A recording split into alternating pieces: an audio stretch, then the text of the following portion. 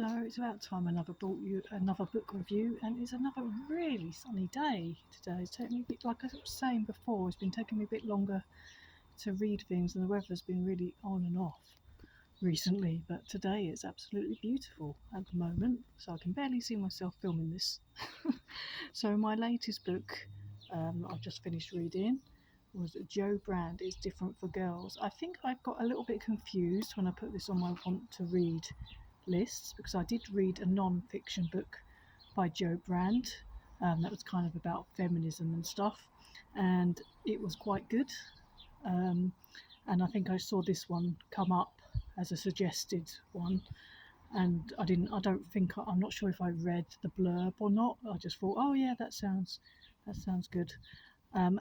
As it turned out, it's actually a fiction book. As it turned out, I was rather disappointed with this one. I was really hoping. Oh, sorry, a fly just landed on me. I was really disappointed with this one. I started reading it, and to begin with, to be honest with you, I thought I'm going to give up on this book. It just wasn't very readable at all. I was like, oh, it's all a bit all over the place. The writing's not very good. And I got about halfway through before the writing got a bit better. The story got a bit better, so I did plough on with it and decided to finish it. So it's set in, I think it's set in like the 70s or 80s, because it's got the punk kind of era in there. It's about these girls growing up in Hastings, teenage girls, and kind of, their sexual awakening and sex, drugs, and rock and roll. But like I said, the writing just wasn't that great. It kind of felt like how when I've done novel writing month, not for some years now, but when I've done novel writing month before, how you just write and write, and it's nothing good because you're trying to just write as much as you can and in shorter time as possible, and then you only edit it later. But it felt like this was kind of written like that, except it wasn't then gone over and checked. And yeah, the story was okay, but it wasn't anything special.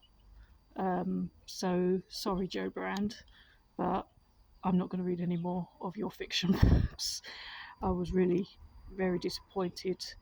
So I didn't enjoy this one at all. So I suggest if you read anything by Jo Brand, that you read maybe her non-fiction books. I'm not sure if she's got more than one, but she's definitely got at least one that I've read. Born Lippy, that one was quite good.